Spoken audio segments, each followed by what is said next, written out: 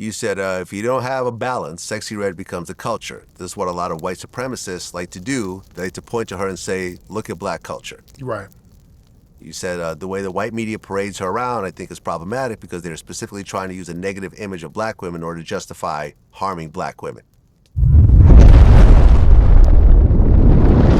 Ladies and gentlemen, welcome to the Online Cookout, where we bring you the hottest topics and the freshest debates. Get ready for an engaging and thought-provoking discussion, because at the Online Cookout, the menu is always diverse and the conversations are always fresh. Before we dive in, make sure you like, subscribe, hit that notification bell so you never miss an update. Today, we're diving into what I believe is a crucial topic about female hip-hop in its current state. Recently, I watched a snippet with Tariq Nasheed on Vlad TV, and they had a very insightful conversation on this issue that I thought I would like to share with you guys. So let's dive into the snippet, and I'll be right back.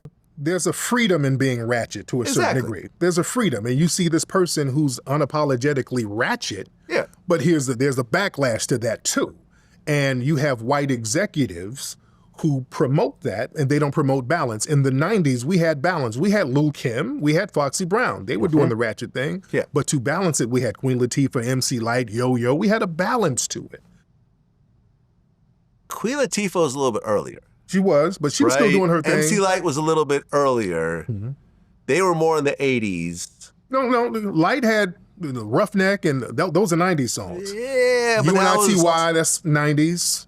Early first. 90s. Right. I felt like by the time that Kim and Foxy became stars, they pretty much dominated female rap. No. Really? Not with Lauryn Hill, buddy. Well, okay, Lauryn Hill. No, you're right. No, you're absolutely right about Lauryn Hill. No, Lauryn Hill killed everyone. She killed the whole game. See, there was a balance. She got all the Grammys. Right. Went diamond. You're right. Lauryn, right. So Lauryn Hill's actually my favorite female rapper of all time. Period, hands down. So that's why the Foxy Browns and Lil' Kims, it didn't bother us that much then, because you had this iconic sister who was dominating the game. Yeah. So there was a balance to it. Okay. Now we don't have nothing close to a Lauryn Hill right now.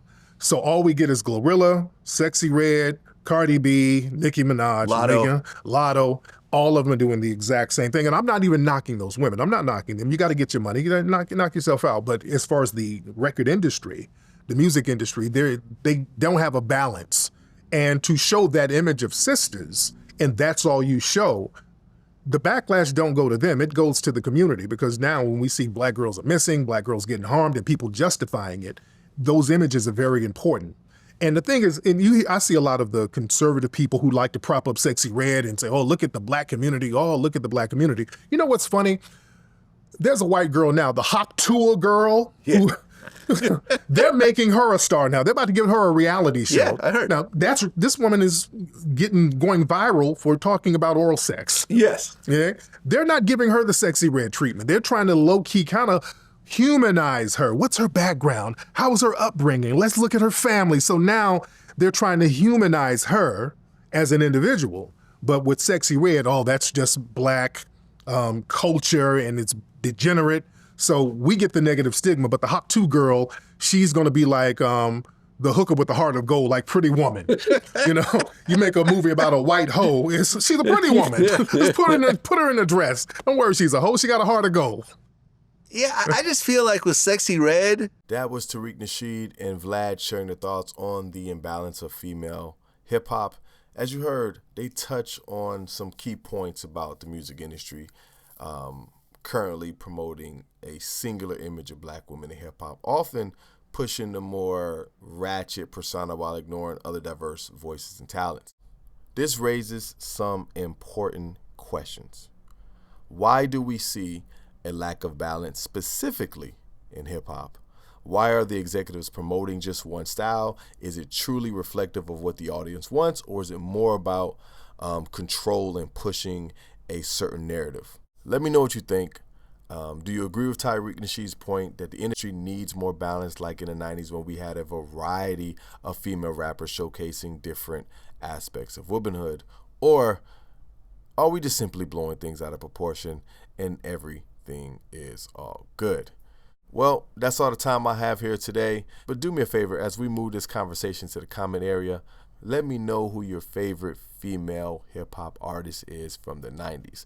Mine, Lauryn Hill, The Brat, had a huge crush on her. Lil' Kim, Salt and Pepper, had a crush on both of them, specifically Pepper. MC Lyte, and the GOAT, Missy Elliott. Or just tell me your top female artists of all time. You can watch the full interview in the description below. I'll make sure I include that link. Don't forget to like, subscribe, and hit that notification bell for more in-depth discussions. Stay tuned and stay blessed.